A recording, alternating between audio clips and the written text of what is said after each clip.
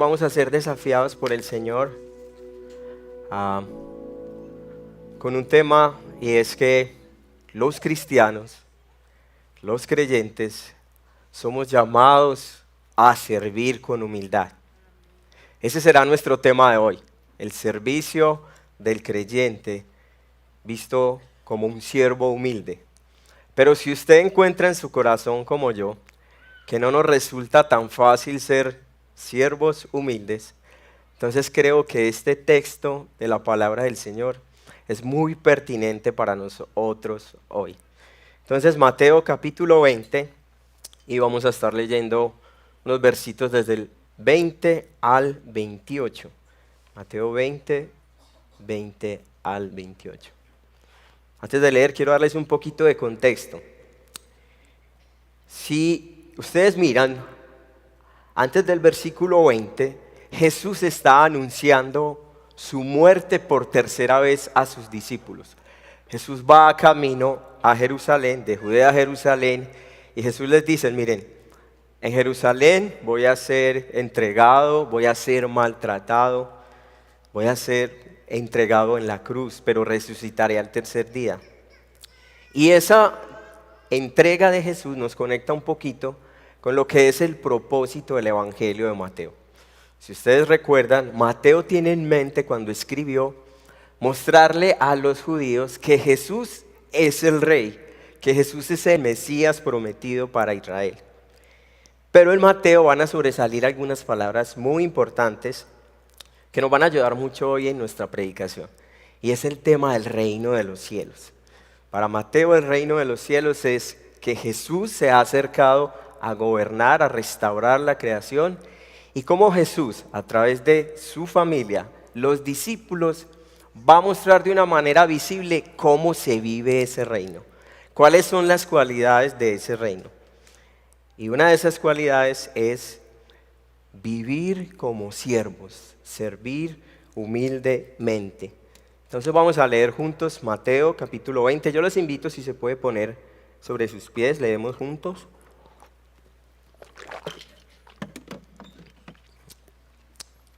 Dice así la palabra del Señor, Mateo 20. Entonces se acercó a Jesús la madre de los hijos de Zebedeo con sus hijos, y postrándose ante él le pidió algo. Jesús le preguntó, ¿qué deseas? Ella le dijo, ordena que en tu reino estos dos hijos míos se sienten, uno a tu derecha y el otro a tu izquierda. Pero Jesús dijo, no saben lo que piden. ¿Pueden beber la copa que yo voy a beber? Ellos respondieron, podemos. Él les dijo, mi copa ciertamente beberán, pero el sentarse a mi derecha y a mi izquierda no es mío concederlo, sino que es para quienes ha sido preparado por mi Padre. Al oír esto, los otros 10 se indignaron contra los dos hermanos. Pero Jesús, llamándolos junto a él, dijo, ustedes saben que los gobernantes de los gentiles se enseñorean de ellos, y que los grandes ejercen autoridad sobre ellos.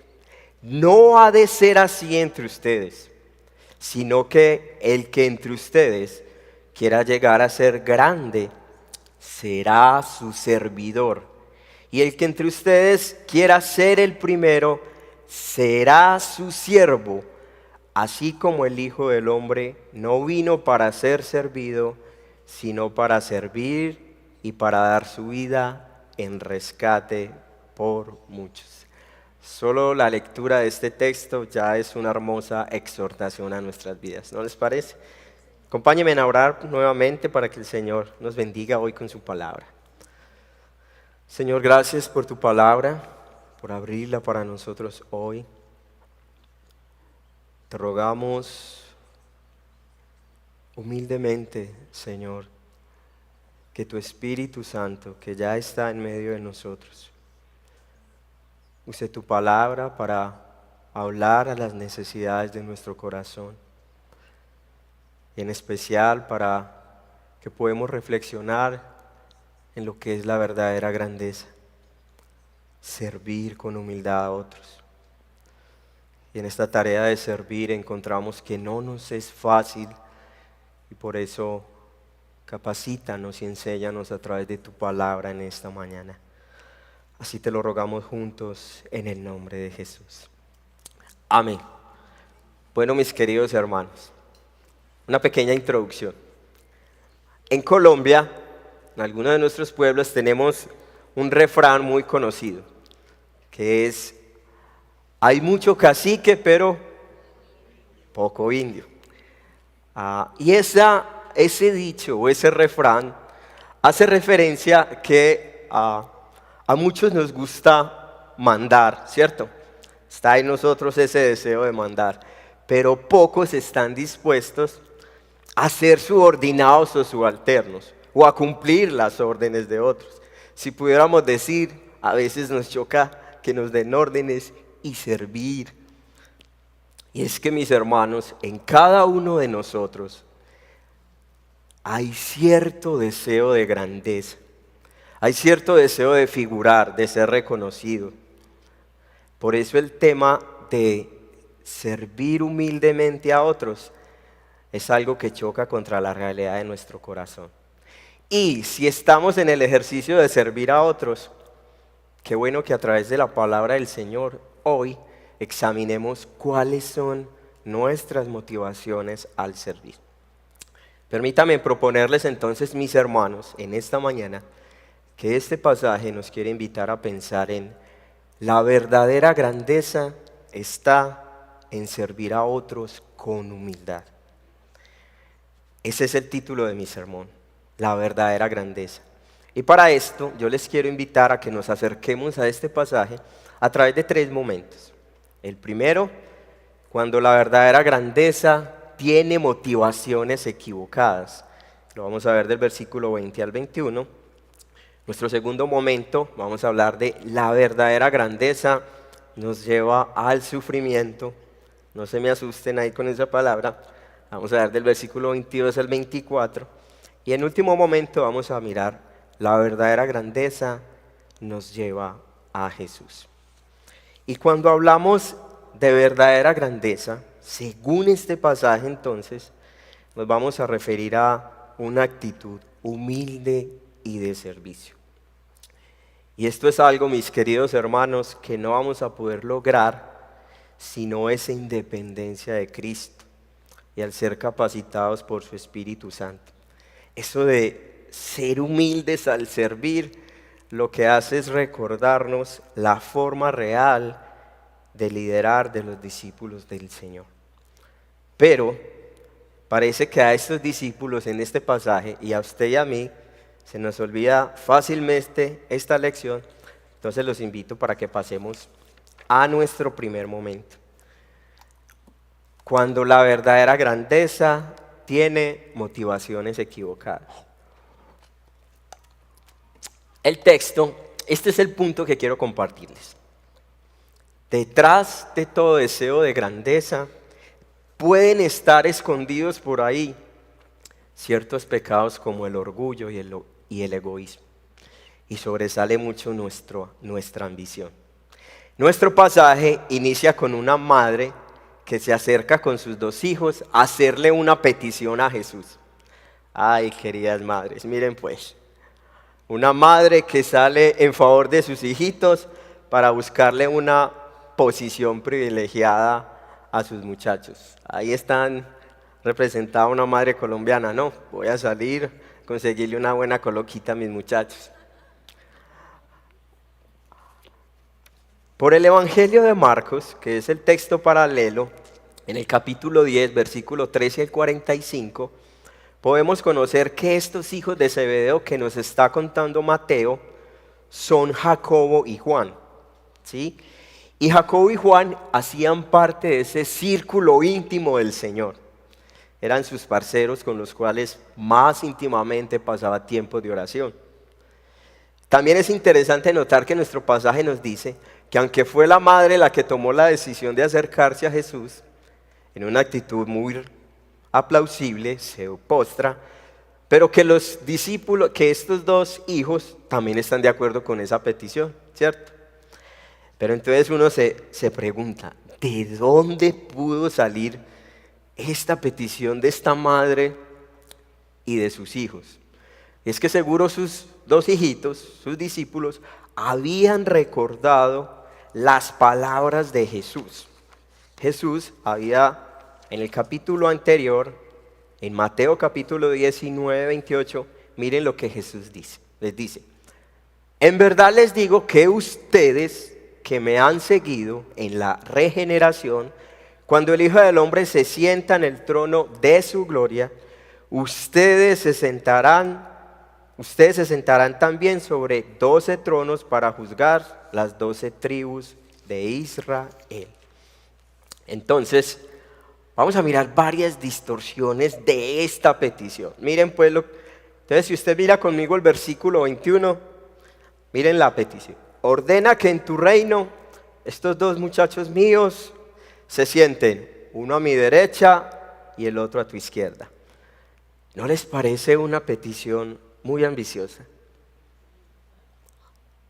Pero hay varias distorsiones que debemos de pensar. Primero, el tema del reino.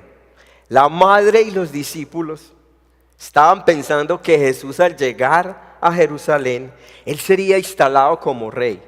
Y recuerden que los judíos tenían en su mente el reinado de David, ¿cierto? O sea, ellos estaban pensando, va a venir, se va a establecer como rey, y pues claro, como rey va a necesitar quien le ayude a gobernar. Pues ahí están mis dos muchachos, uno a la derecha y el otro a la izquierda.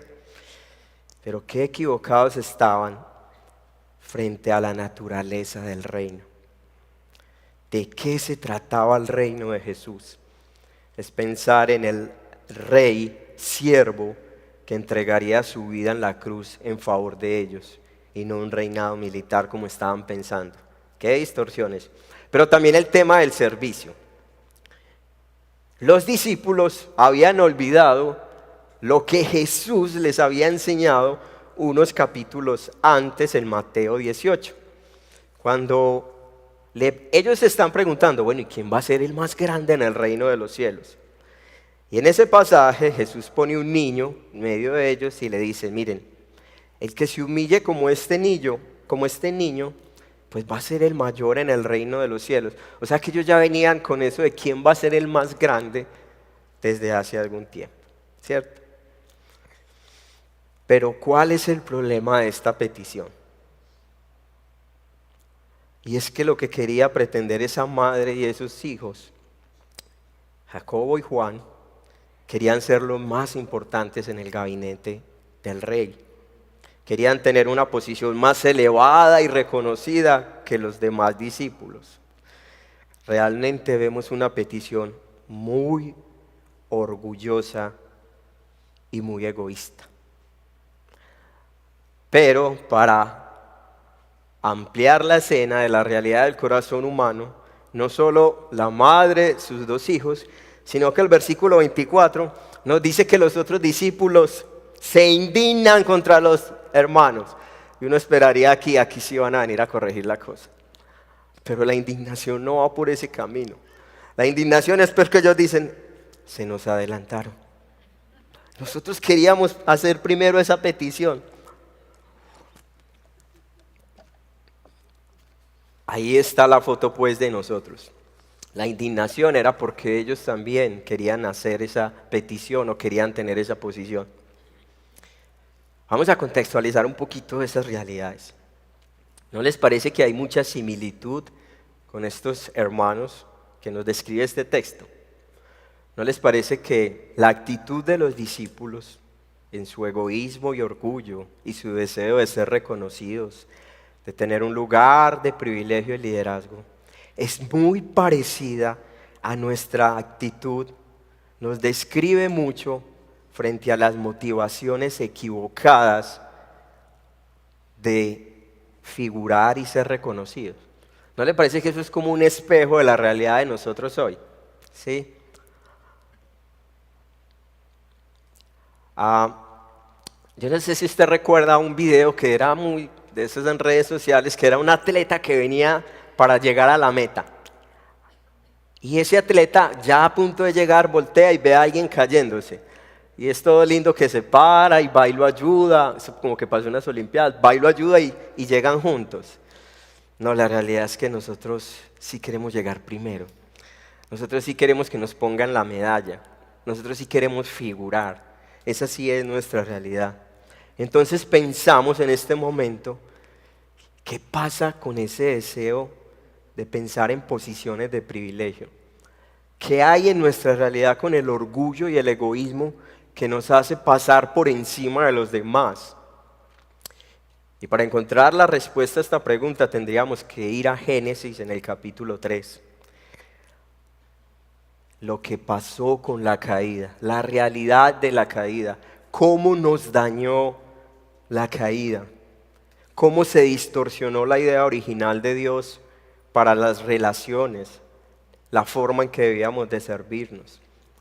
Para que nos ayude un poquito, a ver si usted se identifica hasta ahora, quisiera contarles cómo describe la Real Academia del Orgullo. Miren cómo lo define. Dice, el orgullo es arrogancia, vanidad, exceso de estimación propia, que a veces es disimulable por nacer de cosas nobles y virtuosas.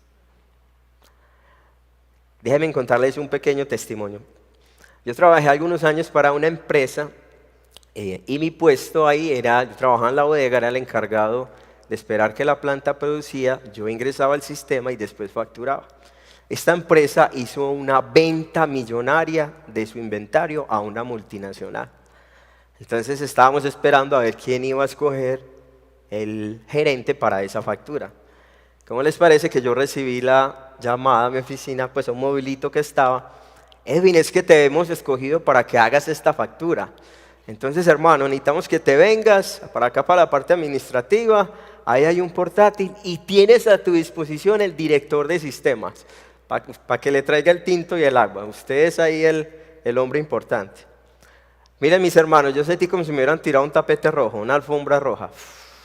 Y ahí va el gran Edwin. Y todo el que yo saludaba de ahí en adelante, ¿cómo estás? No, bien, hermano, ir a hacer esa factura, esa gran factura, hermano. Si me invitaban a almorzar, no, ¿sabes qué? Estoy haciendo esa factura, hermano, Esa factura duró como una semana, pero con todo el que me encontré, le conté que estaba haciendo la gran factura, ¿sí? Cuando terminé tenía el director de sistemas, no eras, ay, tráeme un tintico que estoy aquí muy concentrado, hermano. Cuando terminé la factura me dice el director, listo, Edwin, vamos a llevar esto a la multinacional. Fuimos y ahí sí mi ego peor. Me presentó frente a los directivos y me dijo, él hizo la factura por si tienen alguna pregunta. Y ahí sí pensé yo, importantes aquí, el agua, la luz y yo.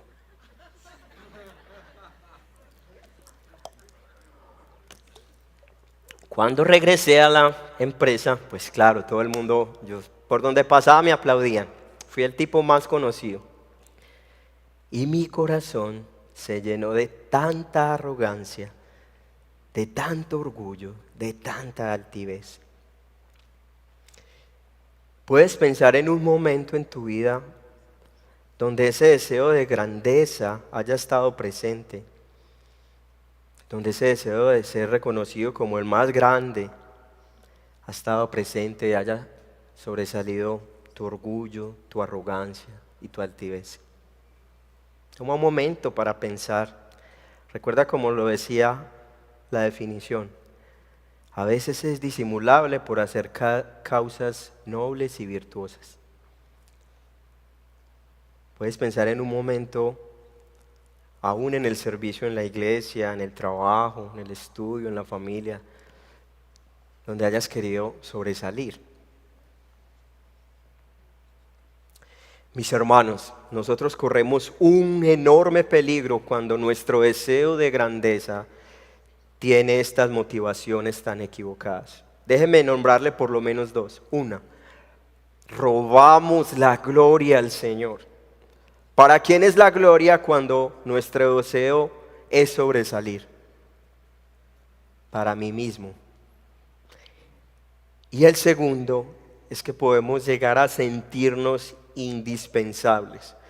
Usted ha tenido ese sentimiento de es que si yo no lo hago, el otro sí lo hará bien. Hasta aquí entonces vemos el siguiente cuadro. Una madre enredada, sus hijos y los discípulos con una motivación equivocada frente al servicio. Así quedamos en la foto hasta el momento. Pero como en las buenas fotos que lo llaman, usted también falta. Pues ahí entramos usted y yo. Así es la foto. Pero la solución a esta realidad de nuestro corazón orgulloso y egoísta y con deseos de grandeza, miren mis hermanos, no es una mera respuesta moralista de haz esto o aquello. Ya que no está en nosotros poder responder naturalmente a servir a otros con humildad. Pero si Génesis capítulo 3 nos muestra la caída, Génesis capítulo 3 también nos muestra la primera imagen del Evangelio. La solución a nuestra arrogancia y a nuestro orgullo es Jesús. Es el Señor. Es el Señor. Y así entonces les invito a considerar nuestro segundo momento. La verdadera grandeza nos lleva al sufrimiento. Y el punto que quiero que meditemos es este, mis queridos hermanos. En el proceso de santificación, de vivir conforme a los principios del reino, nosotros vamos a ser enfrentados, nosotros nos vamos a enfrentar al sufrimiento. Mira el versículo 22 conmigo, por favor. Jesús le dice después de esta petición, ustedes no saben lo que piden. ¿Pueden beber la copa que yo voy a beber? Jesús, al hacer uso de esta imagen de la copa, está tomando una imagen del Antiguo Testamento, de los profetas en Isaías y Jeremías, y está haciendo referencia al juicio de Dios, a la ira de Dios. Ustedes recuerdan el pasaje en Getsemaní cuando Jesús dice, aparta de mí esta copa, pero no se haga. Entonces, lo que significaba beber una copa era pasar por una experiencia profunda de sufrimiento. Y Jesús les está diciendo, ustedes no saben lo que están pidiendo. Lo que Jesús les está preguntando entonces a sus discípulos es, ¿ustedes realmente pueden identificarse conmigo en la muerte de cruz que voy a padecer? ¿Ustedes realmente están pensando lo profundo del dolor que ustedes van a experimentar? Que yo voy a experimentar al entregar mi vida por ustedes en la cruz. Y ahí entran estos dos hermanos con una apresurada respuesta. Sí podemos. Qué tan confiados estaban estos dos discípulos de ellos mismos. ¿No les parece? Sí podemos. Pero la realidad es que no estaban conscientes de lo que les esperaba. Cuando Jesús les dice, miren, yo no les puedo asegurar si ustedes van a estar a la derecha o a la izquierda, eso lo ha decidido mi Padre, pero yo sí les voy a asegurar una cosa, ustedes sí van a sufrir por causa de mí, por causa de compartir el Evangelio, por causa de mi reino. ¿Ustedes recuerdan cómo muere Jacob? En Hechos capítulo 12, él es el primer mártir, y recuerdan a Juan cuando es desterrado a la isla de Patmos. Ese fue el sufrimiento que ellos experimentaron. Juan Calvino, comentando sobre este versículo, dice lo siguiente, miren, para corregir su ambición y alejarlos de este malvado deseo, Jesús les ofrece la cruz y todas las molestias que los hijos de Dios deben de soportar. ¿A ustedes cómo les va con esa palabra que los hijos de Dios deben de soportar? ¿No les parece, mis queridos hermanos, que el camino del discipulado cristiano está acompañado de sufrimiento? Ustedes recuerdan las palabras de Jesús en Mateo 16, 24, cuando les dice, vea, si alguien quiere venir en pos de mí, niéguese a sí mismo, tome su cruz y siga. Entonces, ¿cómo recibimos estas palabras para nosotros hoy? Que en el proceso de santificación, nosotros al identificarnos con Cristo, nos enfrentamos al sufrimiento por vivir según los principios del reino. Miren, eso es como difícil como maluco de tragar, ¿cierto? Esas palabras malucas de recibir. Y más si recordamos que estamos en una época donde el sufrimiento lo queremos rechazar inmediatamente. Esta cultura hedonista que lo que quiere es buscar el fin como el placer, pues cuando le hablan de sufrimiento, eso como que no nos cuadra a nosotros hoy, ¿cierto? Pero mis queridos hermanos, nosotros nos enfrentamos al sufrimiento cuando decidimos someternos al Evangelio, cuando decidimos vivir según los principios del reino, cuando decidimos servir con humildad a otros. Y eso nos va a generar sufrimiento. Pues por eso es que buscamos un evangelio más cómodo, donde no hay que humillarnos ni mostrar humildad, y donde sí cabe ser cacique y no un indio. Y es por eso, mis queridos hermanos, que nosotros sí debemos de celebrar el milagro del reino de los cielos, ese rey siervo que viene, transforma nuestras vidas, nos da su Espíritu Santo para que nosotros podamos responder al sufrimiento y al tema que nos convoca, la verdadera grandeza. Y es que hay un sufrimiento cuando queremos servir a otros. Y quisiera pensar en ese entorno de familia, pues a los esposos, ¿no les parece que hay un sufrimiento cuando estamos en una tensión matrimonial y usted toma el deseo de humillarse ante su esposa, que posiblemente se gane un pailazo, pero que usted va ahí ante su esposa para restaurar la relación y usted se humilla ante su esposa? O la esposa que se va ante su esposo, que llega tan cansado que no la quiere escuchar sino 5 minuticos y viene a decirle perdóname. ¿No les parece que hay un sufrimiento de exponerse?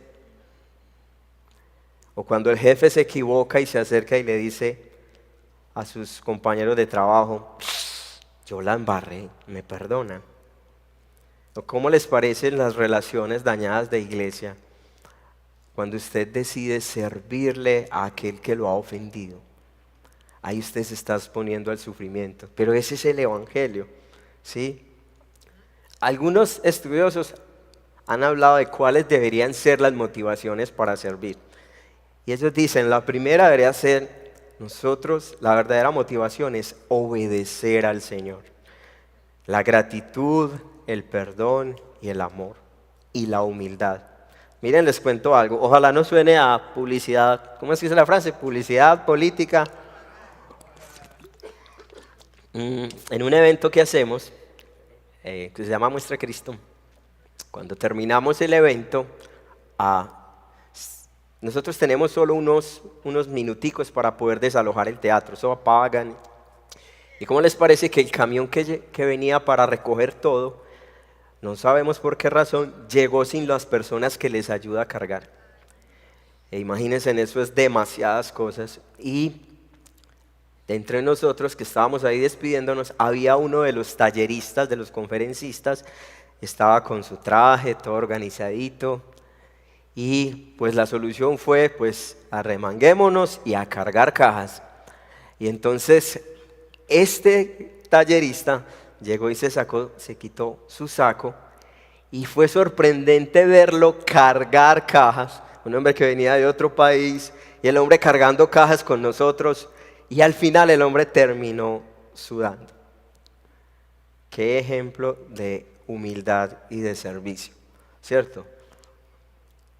Pero déjenme aclarar algo acerca de este tema de nuestra condición caída. Ya vimos en el primer punto que nosotros también tenemos motivación egoístas, al igual que los discípulos, ¿cierto? Que no queremos experimentar el sufrimiento que estamos hablando. Así que, mis queridos hermanos, esta no es una predicación de superación personal. O sea, eso vino, mis hermanos, por aquí no fue.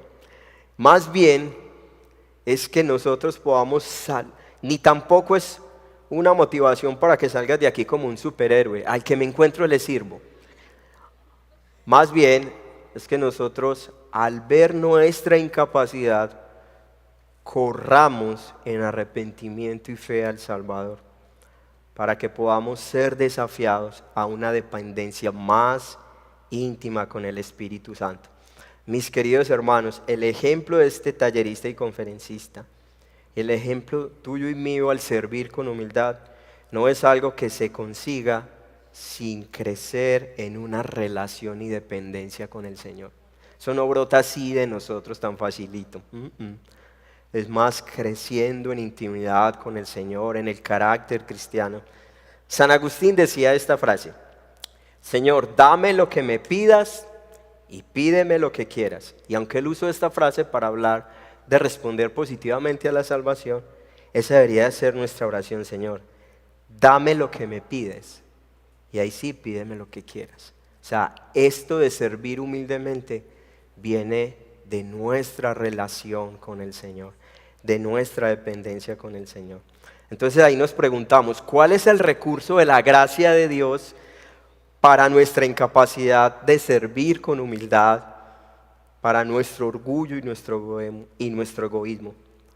¿Cómo podemos ver la intervención de Dios a nuestro favor y no vernos como tan abandonados en nuestros débiles e inestables esfuerzos humanos? ¿No les parece? Esa idea de aparentar ser siervos humildes. Entonces es aquí donde la belleza de la Escritura nos muestra que este pasaje está rodeado de mucho evangelio. Si usted mira conmigo unos versos anteriores, Jesús está anunciando su muerte en la cruz, ¿cierto? Eso lo podemos ver en el versículo 17. En la mitad de nuestro texto está la referencia a la copa, que está haciendo referencia a su obra en la cruz. Y si usted mira al final del texto, desde el versículo 25 en adelante, Jesús está hablando de su vida que va a ser entregada por rescate de muchos. Entonces es aquí donde vemos cómo el recurso de la gracia para nuestra incapacidad es Cristo. Él cumplió donde usted y yo no pudimos cumplir. Él sí es el siervo humilde, capaz de cumplir. Y mis queridos hermanos, ustedes no se han preguntado por qué hay tanta belleza en el servicio humilde, cuando usted ve a una persona que sirve humildemente, y es porque nos refleja realmente al verdadero siervo, a Cristo. Y ese es nuestro tercer punto. La verdadera grandeza nos lleva a Jesús. Y eso lo vamos a encontrar en el versículo 25 al 28. Miren, mis hermanos. El versículo 25 comienza diciendo: pero Jesús, llamándolos junto a él. Nosotros en este pasaje vemos varias intervenciones que el Señor hace. En el versículo 22 Él dice, pero, y este versículo 25 dice, pero, ¿cierto? Y es que el Señor Jesús ve a sus discípulos tan enredados en sus corazones que interviene con tanta compasión para no dejarlos en sus propias conclusiones. Y se acerca con un tono muy pastoral a sus discípulos. Miren, estos discípulos aún no habían comprendido las enseñanzas sobre el reino y sus implicaciones. Todavía vacilaban en el tema de la grandeza. Pero qué bueno es, hermanos, que el Señor no los deja perdidos en sus distorsiones de la vida. Las intervenciones que hace el Señor en nuestras vidas para corregir los enredos que ha causado el pecado, debemos de verlas como destellos de su gracia para santificar. Déjenme repetirles esta idea, mis queridos hermanos. Las intervenciones que hace el Señor en nuestras vidas para corregir los enredos que ha causado el pecado, debemos de verlas como destellos de su gracia para santificarnos. Entonces Jesús los llama junto a él, el versículo 25, y mire lo que les dice. Ustedes saben que los gobernantes de los gentiles se enseñorean de ellos y que los grandes ejercen autoridad sobre ellos. La NBI, la nueva versión internacional, mire cómo traduce este versículo, dice: como ustedes saben, los gobernantes de las naciones oprimen al pueblo y los altos oficiales abusan, miren esas palabras, oprimen al pueblo y abusan de su autoridad. Pero entre ustedes no va a ser así. Al contrario, el que quiera hacerse grande entre ustedes deberá ser su servidor. Y el que quiera ser el primero será esclavo de los demás. Entonces el versículo 25 al 27 lo que nos presenta aquí es un gran contraste entre la forma en que gobernaban los gentiles, oprimían al pueblo y cómo los grandes abusaban de autoridad, y la forma en que los discípulos debían aprender a liderar con un servicio humilde. Mira el versículo 26, dice: no ha de ser así entre ustedes, no ha de ser así. Entonces miren pues aquí la clave de la grandeza en el reino de Dios. ¿Usted quiere ser grande? Sea un servidor. ¿Quieres llegar a ser el primero? Sea un siervo. Otras traducciones dice un esclavo. Usted quiere llegar a ser grande, sea un servidor. Tú quieres llegar a ser el primero, sea un siervo. Entonces, servicio y humildad, la verdadera grandeza como el Señor Jesús está mostrando para sus discípulos, pero para nosotros en esta mañana hoy. Y la palabra siervo, en este contexto, nos ayuda un poquito más a definir esto. Es que en el mundo romano, pues un siervo era un esclavo, realmente ocupaba la posición más baja, más humilde, no tenía voluntad propia y estaba centrada su vida en servir a los demás. Ustedes que son tan buenos y que son tan estudiosos de la Biblia, ayúdenme a identificar entre los versos 26 y 27 cuál es la palabra, la idea ahí que más se repite. Mire ahí un momentico la palabra conmigo. Versículo 26, servidor. Versículo 27, siervo. Versículo 28, ser servido, sino para servir.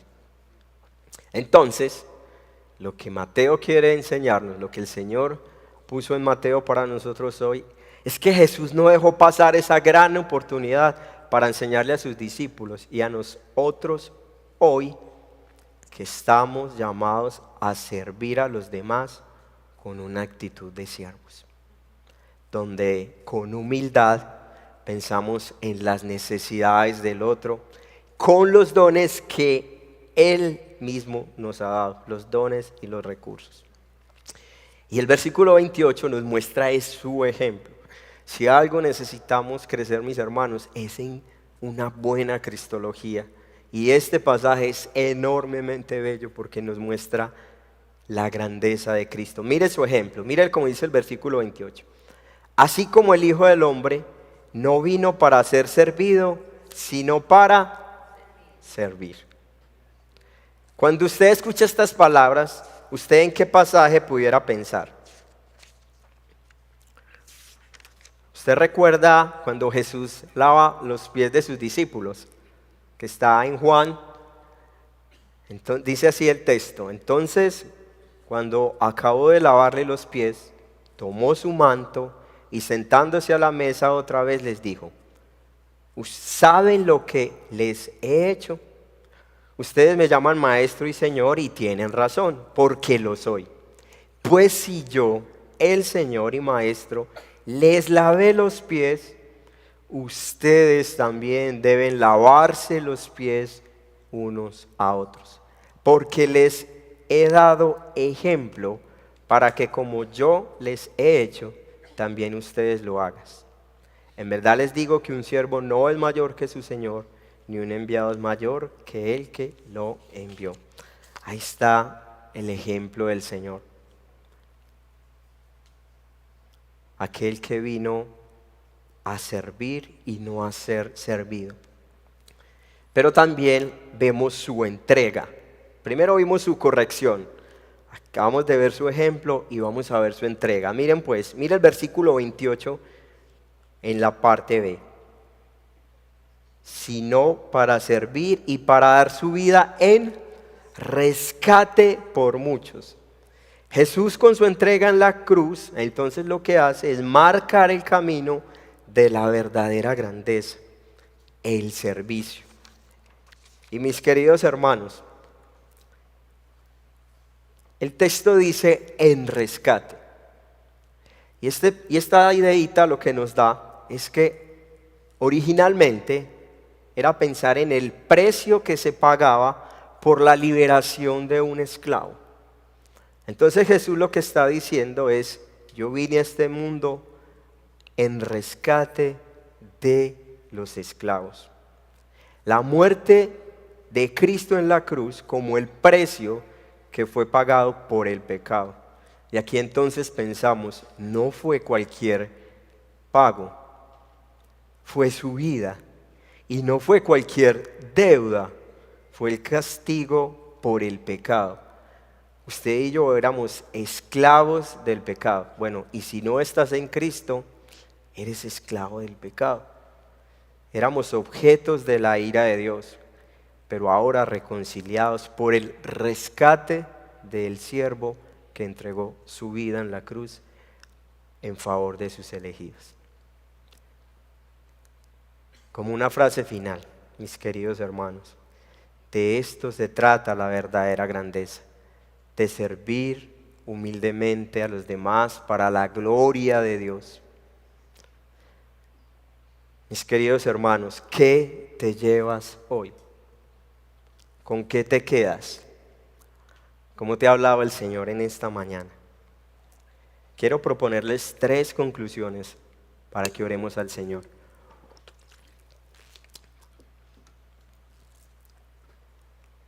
El servicio nos ayuda a vivir en comunidad, como iglesia.